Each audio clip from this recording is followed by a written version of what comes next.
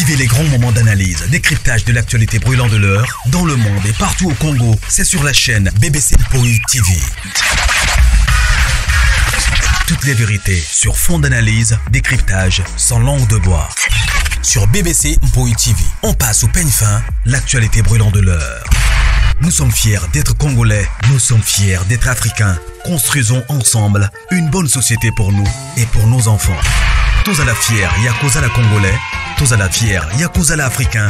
Tous à la na bomoko, poto tonga mboka, pona biso, na banda na biso. Voilà, salut, Bayangai, salut, bonsoir, bonjour, Jamboyenu, Mbote Nabino, hello, et si qu'ils ont mis bino partout dans le monde. Famille Libota, focus, shalom, Nabino Nyonso, Kota aimé partager. Voilà, bande kotoza na moi di solo, toyeko solo là. J'espère que nous vous allez bien. Nous avons toujours que la grâce de notre Dieu nous suffit. Tikete nzambe nanga pambola bino, nzambe nanga a batelanga bino. Voilà bandeko li solo na memeli bino biso nous toyebi déjà que nos corps ya artiste na biso et c'est qui déjà kin depuis 2 heures, ils ont déjà na kin, ils ont déjà na cinquantenaire. Alors c'était depuis hier les sous bomoni titre nanga bomoni pe photo ya miniature. Je crois hier na lobaki que non lobela yango penzate likambango ya Sylvie Faye ndenge koti pe sous sur les réseaux sociaux, soi-disant azana mobali, soi-disant babala et sous pas mobali mususu et patati patata. Nous les Congolais nous oublions trop vite. Nous les Congolais ngana loba toujours que non, nous les Congolais tous on a problème moko ya réflexion, problème moko ya raisonnement. Alors il lobby et indaki sur les réseaux sociaux soit disant que non Sylvie Faye femme infidèle abala bapesi na komba mobile yango mataki kitaki lobi mais non pas jusque là quand même bande comme famille ya Jani Faye ezo reconnaître Sylvie. Alors yango na lobaki non lokola Sylvie aza Mswahili, elle est née à Kisangani, grandie à Kisangani et tout na lobité. Moi aussi na lekape na vanda pe na Kisangani na sali ba recherche na ngana bino pourquoi pas na luka moko ya famille ou encore moko ya connaissance o ya roki ko relater na biso histoire vraie ou encore o ya roki ko yebisa biso lisolo ngo ezandengini parce que toyebi que nos réseaux sociaux ya biso ba congolais réseaux sociaux ya communauté congolaise façon to fonctionnaka toyaka penza na ba toyaka na lokuta diko na ngo pe to bebisaka réputation ya bato. Alors nazo benga mutu moko partir à Kisangani oyo akopesa na ko éclaircir biso na no mwa mukie lisolo ngo ya Sylvie.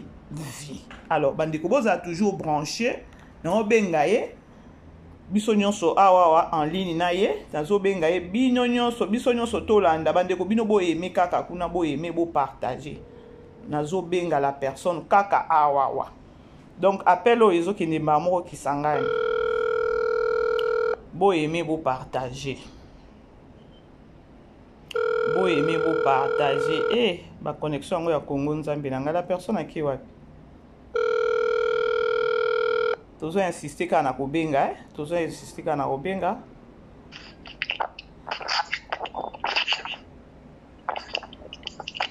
Allô mama, boni. Maman, boni bino. Mia ça va tukumisi Nzambe. Toza sur BBC Mpoi TV na yambi yo je sais que non oza na Kisangani biso nyonso toyebi lisolo toza nango na CAwa ya artiste na biso pe à son âme Jani Faye akufaki déjà ebembene ekomaki déjà na kini. Alors Nathalie sur les réseaux sociaux toyoki que non Sylvie Faye biso nyonso toyebi que non Sylvie Faye eza mwasi oyo ye moko Jani alobaki soki lelo akufi. C'est elle qui a causé un mutu, il y a ebembe nae. Alors, pendant tous ces 16 ans, Jani Azalaki na poto, toyebi histoire que non, Azaki engagé na film sous la brine, et la réalité, bisonyo so toyebi. Alors, maintenant, Jani a koufi ebembe ezongi, tomoni Sylvie Faye. Na minute oyo batu balobi ke non Sylvie Faye aza déjà mariée na mobali mususu ba bengi endumba balobi makambo ebele elle était infidèle patati patata. Maintenant moi je me suis dit non nga pe na vanda na Kisangani pourquoi pas na luka mutu moko kisangani approche oyo akoki kopesa biso vraie version parce que communauté congolaise toza na problème moko ya koyeba ya kobebisa réputation ya mutu ya koya na makambo alokuta pe tobeteli yango sete evandi pe na kati ya mitema bato. Alors je ne sais pas. Dans un premier temps, oyebi Sylvie Faye. Oui, nayebi Sylvie Faye. Nayebi Sylvie Faye, bon, nayebi Sylvie Faye, nayebi Sylvie Molisho. Yeah. Aza ndeko, ngala obenga ndeko, aza petite sœur. Aza donc cousine quoi. Yeah. Nayebi Sylvie. Ba émission oyo ezoleka ngala zomona ngo awa. Bon, esa nga pasi.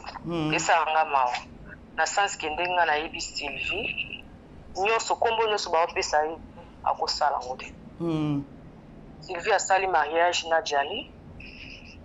Aza femme na ye légitime. Biso nyonso toyebi. Kisangani mobaba yebi. Sylvie aza mwasi ya Jani. Basali mariage ndenge na yoki te après mariage akendaki azongi epa mwasi na ye mususu epa mao etu ngala moni yango eza ngai nayebi ke eza lokuta ezaki bongo te. Sylvie basali mariage bafandi bake ni de noces na bango bafandi na hotel 2 semaines.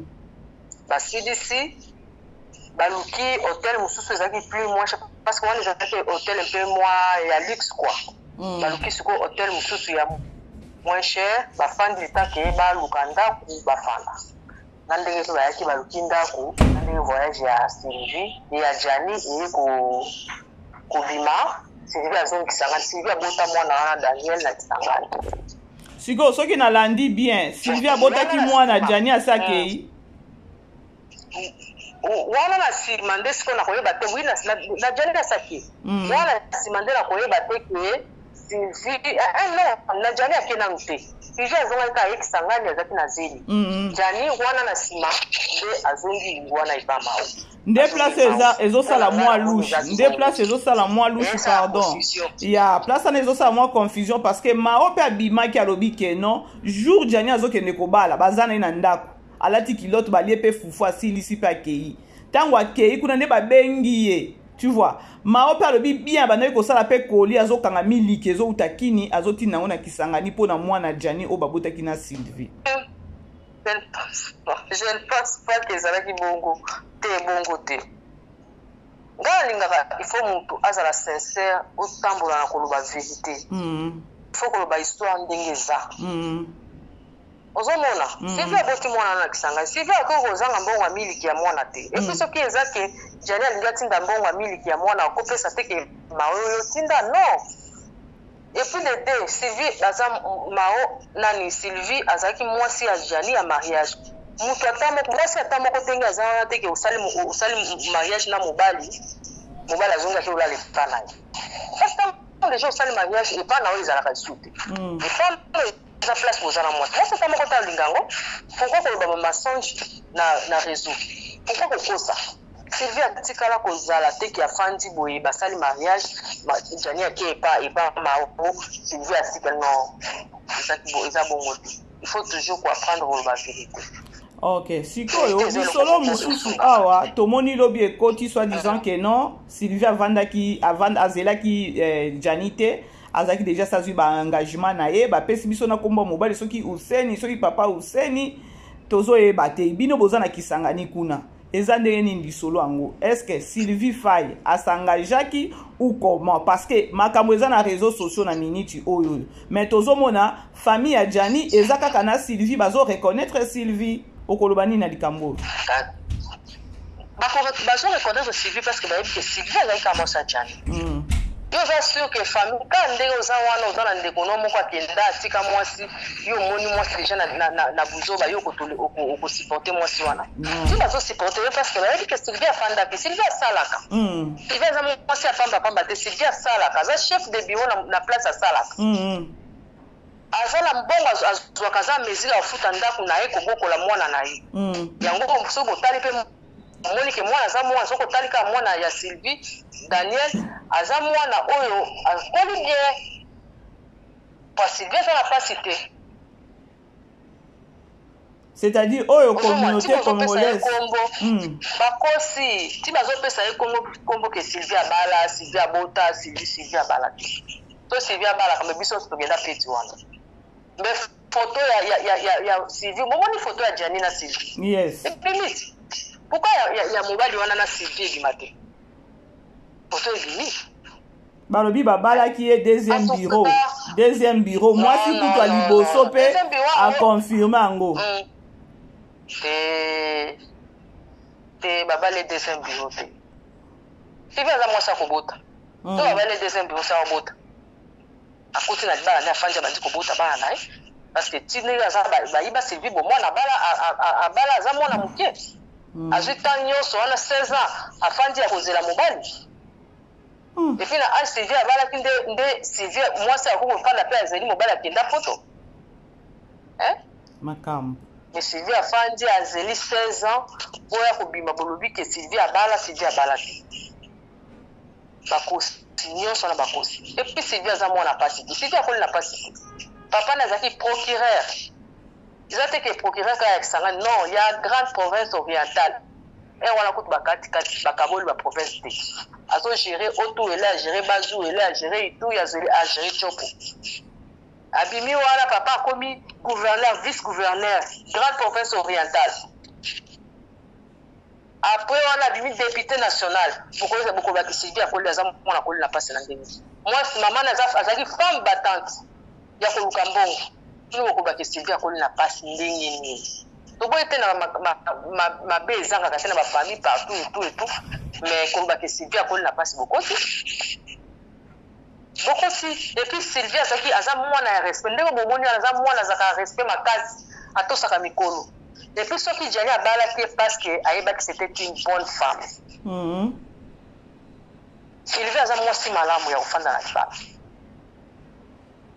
Siko mwasi malamu ya respecta kana mibali. Azomona na tana kuvanda na. Sylvie aza na kisi, Sylvie aza na kisi te. Aibi kisi te. Sylvie aza na aibi kisi te. Mwasi malamu, Sylvie aza mwasi malamu. Si Gianni atikaki bato ko kosala ne mariage parce que Sylvie aza mwasi malamu. Aibi kisi te. Ezaka façon ya kozala na mobali, façon ya encadrer mobali. Yango sanke mobali abala ye. Et puis mobali malgré akendaki ake poto azokanisa kaka ye. Ayeba ke soki mwasi na ye aye na poto bakosa sortir. Parce que ça azaka mwasi moko soumise. A respectaka mutu nyonso yango moni pe belle famille ne balingi. Ba mama, ba papa, botika kokosela mutu makambo o ezai. Kopesa mutu kombo moko o ezai. Sylvie abalate. Sylvie ndenga sana abalate. Papa Sylvie aza na Kisangani alia mbongo alibalate. Ya fandi ya bali non. Botika Sylvie la mobile nena kimia. Botika Sylvie akonga Gianni na kimia. Botika kotraumatiser. Boza na motema mawa. Sylvie na tout na batu nyonso ya mutu perdante za Sylvie. Obala zwa ebo mwana zwi temps konsigne na libala na ete. Azwi temps wana te ya kojouer na libala na ye. Mobali ake afandi azeli mobali akangi motema. Mais il fallait quand même basenga merci maman Sylvie ofandi ozelaki mobali. Bopesi kombo nyonso bato mitema mabe eta ata bato misusu bazoloba te yo kana zaka na Kisangani botika motema mabe. Sylvie afandi na Kisangani atika kozala mwana mabe te atika kosala kindumba te mwana ndako Gianni akuti Sylvie mwana ndako Gianni akuti Sylvie mwana ndako Sylvie azaki mwana balabala non botika Sylvie alela na mobali na ye papa mwana na ye mobali na ye na kimia nde yango antuka na ngaji na loba sikoyo nga kambo yango ezaka mabe makasi Sylvie azaki déjà aza na ye bien déjà na bakini wana asalaka bon lobaka ba réalité yango ya poto ndenge Gianni akangamaki na ye kuna pona ngai azaki ata mutu keno asengi ni ata ba refoulé azongi na ye Kongo akio la vie mais nzambe ye moko a décidé ndenge ke wana toza na eloko koloba te mais communauté congolaise bandeko totika pe bebisa ba réputation ya bato soki toyebi lisolo te totiki parce que ba audio onga na yoki eza ba audio ya soi-disant ya Malima Kelemba bazoloba yo olela Jani te soki ba makambo ebele ali Kelemba ya soki papa Useni ba pesi na kombo kuna. Donc je trouvais que c'est comme si que nous avons omoni congolais nenga za mutema mabe kolinga ka ko bimisa ka mutu na ndenge moko mabe ba bia za na likambo to sasaye. Tu vois congolais yeba ko compatir na mutu na vérité te. Congolais yeba ko compatir na mutu na vérité te. Abozo sekana me azolia yo cc. Tu vois po ba audio ane bima ngana moni kutota rapport moko te ba audio ane bima linini. Tout ça nini virus à congolais. Virus. Oui. Bangi va détruire, tu vois. Donc, tous on a makamou va toucher kunana nou mao mabe, va toucher la brine mabe. Maintenant, tous on est batté, Congolais to lingi nini, Jani a saké to perdre. To le la kasika Jani ango, to kunda Jani la vie continue et sili. Mais bon, comme yoko yende ko kundo la ba makambu, ko kunde la makambu. Sans pour autant ta koye ba ke non, ce qui peut être le bito kene nango pe na ndenge mususu. Sylviane a vendu pendant 16 ans. 16 ans. 16 ans ya kozela. là. 16 ans ya kozela. Hein? Ba eli binoka lisolo moko ka boye pa bo vérifier te bonini te mbala moko bo bandio ça soit disant matière. En tout cas, ba maman ba papa tous en mtema mawa. Botika Jani ape manakimia. Botika ko créer ba problème oya asali boye mawa asali boye Sylvie asali boye oya la bonne na ebi réalité oya bango ba bande ko vivre na potote. Mais na oyo ba o nga na moni o nga azomona oya Congo. Botika Sylvie aza mwasi mabete mwasi malamu ni très poli lokola mwana nyoso akisangani. Oya koli na kati ya ndako papa nena mama na très poli. Aibi ko respecter mikolo, aibi ko respecter bana, aibi ko respecter mwasi, aibi ko talaka éducation apesi mwana. Amukoli mwana na ye mokoti. Tala éducation ya mwana. Ozomona otika Sylvie. Siko lisolo ngo ndenge bimi boye ngana loba toujours na bémission na ngana lobi soki likambo ye boye il faut toujours kotiraka leçon na ba makambo. So il totali likambo ngo boye ya la brine na ngambu na yo tant qu'une femme aussi. To moni communauté biso nyo so totelemeli la brine vérité ebika bango moko kuna. Na minute oyo na ngambu na yo poza mwasi okoloba nini na comportement ya la brine okoloba nini. Mama BBC. Omoni makambo ya la brine na Jani. Biso nyo so toyebi vérité. Surtout biso ba to en Afrique. Toyebi makambo ilegali na poto te. Toyebi pelo ko na katite. Nga pour nga donc vraiment ko kota vraiment na katite. Donc ko kota na kati ya relation ya Jani na la brine. Yeah, pourquoi na tuni bongo parce que soki to landa bato bavandi na bango penza na poto to collègue presque ba collègue sur 100% ata 85% ya ba collègue ya ba artiste comédien bazo ciblé kaka nani la brine ya koloba ke non apimela ki document boye bato mususu pe ka ba artiste mususu babimi no la nani Jani akufi pressé ya koloba ya zaki mutu moko ya kobima te ko ya koloba ke non soki akufi lelo mwasi ya kozala na ebembe na ye za Sylvie nde place o ami boma ki pa la brine il fallait pas ça la bongo na ebite soko mona ki vidéo wana. Alors c'est parlant de siko la brine pe alata déjà eloko wana ya koloba non ngana libérer document ya ko bengisa mutu mususu ozomona. Nyonso wana ezaka kozala motema mpona aza mwasi mpe nazoloba ngo na okota vraiment na kati te soki nayebi accord nini la brine bazalaki nango na Jani te. Problème eza accord oyo basalaki ezalaki ke balibere document epa mutu mususu bapesi l'art badeklare zemi après mwana ya mibale Jani pas doki na mwana mibale. C'est ça eux ezaki accord na bango. Mais la brine a respecté qui accord te. Normalement il fallait respecter accord. Yeah. Parce que c'est loko boyoka na kina mutu. Tina mo mobali akotso na kati ba accord quelque part azalaki vraiment na posa te ki bozala nayi. Ozomona azalaki na besoin yo oyede ye pa edo bosiko eloko moko asali vi na ye na mutu mususu. Il fallait comprendre. Il fallait comprendre que mobali aza na projet na ngate tika na tika. Ya omoni oki omona peka alobi ke non mobali aza na projet na ngai te. Mais lorsque eloko esalemi peut-être apesa ki pe jani yango document bazaki pe na ba capacité nyonso peka ya kobalusaka makambo yango pe bavandi pe mwasi na mobali ajani pa bosani pe Sylvia problème eza nini na tour à la brune ezaka lokwa olingi mobali aza marié pour ça de façon que convaincre comportement de convaincre mobali yes abosana na ngamo na tour à la brune akoya pe kopesa osali ka motema malamu kaka tant ce geste kosala mobali abi nasina botia tika moni basi wana na remercier ka bango na tosala ka effort bakota na bango kaka ngana ototika to benda bana bazana kati okopeka kozala motema malamu olubitika na pesa kaka nyonso tosalaka na mokili tofuta yes soki ezaki osalaka yango na motema malamu mobali pe atali albi bon na okende susu atika na fandaka na mwasi oyo nasina boti ne bana misato to continue vie na biso mais bao wana batika kolela te po ekangela nga nzela te mama yaka mama kota mama bao wana bakoti basala bango po basala vie na ezalaka nango wana kute kozala makelele te ekozala ta na problème te okaka kofungola motema ofungoli makambo nyonso ekepolele mais yo okangi moto aza perdante eza yo mama po mata okita la brune je nous a perdante po bana no baza mike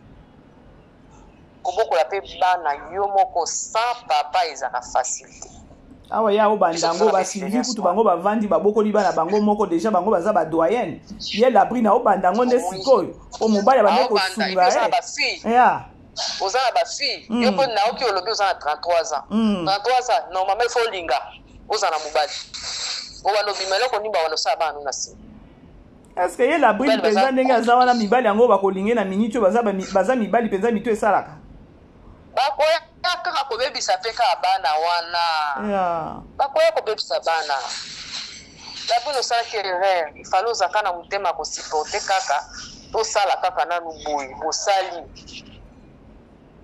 mama batelaka bana malamu nzambe apesuka longue vie obatela bana bafille. Ok, siko message ya siko yo oki ko lancer pas Sylvie opese message nini j'espère que na kolanda chaîne na biso émission na biso Sylvie azalaka makasi na yebi keza facilité Sylvie bana ko s'attendre te que un jour yena jani ba okuta na boye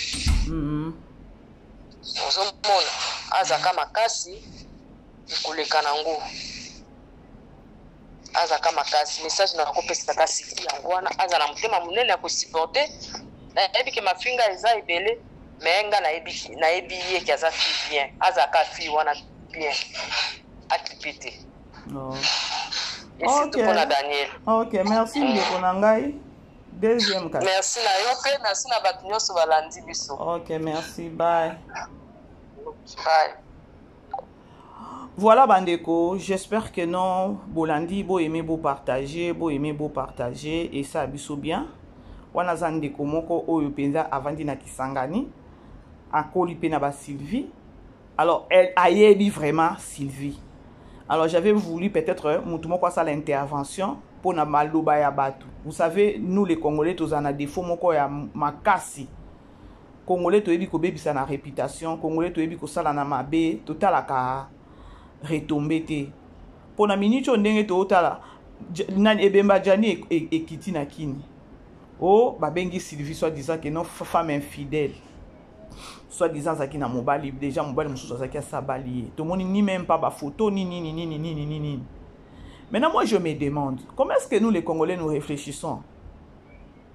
Ce qui peut te dire que non, Eza solo que bon peut-être elle s'est engagée peut-être moi si il y a copinage dans le but que non à s'engager qui il y a copinage. Nazolo ba par rapport il y a Congolais. Muninga vandi pendant 16 ans. Aboti pété 16 ans wana jani aboti bana 3 na poto. Iye kaka mwana moko batiki la kiye wana.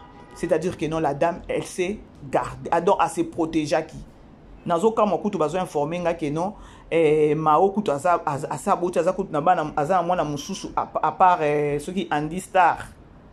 Donc dès que jani akenda poto boye mao pa sa bota na ye déjà na mbali mususu. Mais tala ninga zo mikata kuna. Alors bandeko sur situation oyo ya Sylvie Faye bandeko botika mwana bato alela mobali ne na kimia o bazongiseli akendaki mobimba me bazongiseli ekoli ça n'a pas de sens na mwasi openza oyo babalaki na coutumier civil tout ozozela un bon matin ou encore un des 4 matins peut-être on se retrouver na poto okende kobandela vie na ona mobali na yo mais mobali azozonga koli ya kokufa nanga na yo bandeko tokondimelo ko wana te c'est trop fort botalata donc bocha Sylvie na même sani na la brinité. Il y a une très grande différence entre la brine na Sylvie. Il y a makasi. Alors bopakola Sylvie wana te pardon. Na bolingwa nzambe botala mwana batu oyo ba pesela embongo na bo mwana nyonso asala na éviter azape fi ya mobulu te a supporter tamsu yo oyo zoloba 16 ans wana mbelo so s'engager pe obota 3 ans kutelingo zale belé pa na yo mais elle kaka mwana o jani atikila ye. Alors please la grande famille congolaise botika ndeko ale la mwasi mobali na ye na kimia famille ezo reconnaître Sylvie famille eyebi Sylvie ce qu'elle était nani azaki pe mwasi mabe je ne pense pas parce que famille a jani pe monani ke no baza penza batu moko pe bakendaka nango pe likolo. Alors le quoi bazo protéger toujours Sylvie, c'est-à-dire que non bazalaki na relation ya bien à Sylvie. Alors tant que les familles a jani ezo reconnaître que Sylvie nde mwasi a jani jusqu'à présent bazo reconnaître en to landi ba émission. Alors connaissez un peu de respecter aussi la dame. Akunda mobali ne na kimia. Et après, vie ko continuer pour nae. Totika ko embryer. Je crois azaka pe mutuku même pas ya kokota ya kosala ba émission mutoko tsaka na émission zaki mao pe na oyebate jusqu'à présent na otala mao na comprendre mao elle est comment est-ce qu'elle réfléchit. Mao kutu na otala na comprendre genre ya kibomoto na été. Na pire esprit tobo ite aza mwasi babota na jani ba histoire ndenge azo beta au moins épisode de mwasi ce qui ya ndenge nini nazo comprendre te genre ya mao na comprendre te. Non comprendre te. Alors, c'est au moins ça bandeko bo aimer vous partager. Liso na biso zaika ke non, to moni kuna babengi susu si vifa ya bala déjà et boye azaki infidèle azela ki fa janité et mataki kitaki. Non, famille zo reconnaître.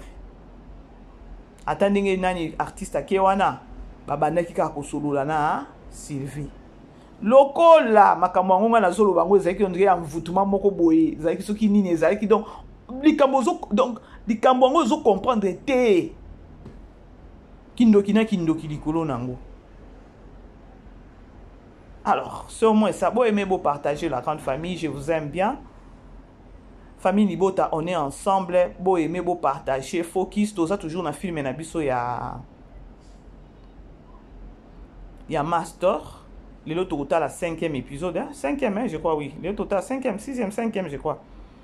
Alors, to consommer film na biso. Je crois na yambeli bino, la ndeko o na yambeli bino bandeko, qui sangani straight. Donc, ndenga zawana, to yebani bien, parce que moi aussi je grandis à Kisangani. To yebani. Alors, bref, la grande famille, Botika Sylvie, allez là, na kimia. C'est elle qui a perdu parce que yende babalaki, yende bapesaki mbongo, yende donc yende mwasi alibala je peux dire reconnu na famille, na l'état et puis panza bon et panza mette basaka et basa mariage religieux. Alors c'est elle qui a perdu na minicho atikali veuve. Alors bo pesa ye kimia wana akolela 16 ans. Il y a oya vandaki mobali na poto ye koto ba réalité et tout. Et voilà. Na komi na suka bandeko bo aimer bo partager na ba toujours que non numéro na biso ezawana oya za na besoin ko benga obengi. Pona ba suggestion na bino, ba conseil na bino, poto pushi susu chaîne na biso ya BBC ekende liboso, chaîne ezwaki moi problème. YouTube Mikolo azo cassé biso je ne sais pas ya koloba parce que ils en a battu 2 3 4 oyo balanda ka vraiment batia confiance na BBC. Alors vous devez savoir que non chaîne ezaki na problème. Alors on a maintenant plus besoin il y a ba support ya ba soutien na bino ya keno bo booster chaîne na ba j'aime ba partage ba abonnement na bino et que ça là toujours biso bien comme ça to kozonga lisusu na ligne na biso ya bien autozala ki nango YouTube eza pas si vraiment bandeko alors to sande neza musala auto stondimi to respecter ka ba énorme oyo bango bazo senga alors to bunga ki muke to landa ki ba énorme o encore banani o banani ba pesa kité alors yango wana basala ki moi kokata biso monétisation mais Dieu merci ezongi déjà beau aimer beau partager bandeko beau s'abonner et que ça biso toujours bien. Alors famille Libota, on est ensemble avec vous, le Péchalov ensemble, la Chine, on est toujours ensemble avec vous. Je vous aime, bah bon début ya week-end na bino nyonso tozo fêter déjà tozo kene déjà na nani ya Pâques. Alors bozala bien nzambe nanga apambola bino nzambe nanga abatelela ngai bino. Voilà. Paix à notre artiste. Akende na kimia molimo nepema na kimia famille perdre biso peto perdre tozoli là. Bye bye. Vivez les grands moments d'analyse, décryptage de l'actualité brûlante de l'heure dans le monde et partout au Congo. C'est sur la chaîne BBC Mpoï TV. Toutes les vérités sur fond d'analyse, décryptage sans langue de bois. Sur BBC Mpoï TV, on passe au peigne fin l'actualité brûlante de l'heure. Nous sommes fiers d'être Congolais, nous sommes fiers d'être Africains. Construisons ensemble une bonne société pour nous et pour nos enfants. Tous à la fière, Yakoza la Congolais, tous à la fière, Yakoza la Africain, tous à la na Bomoko, Poto Tonga Mboka, Pona Biso, na Banda na Biso.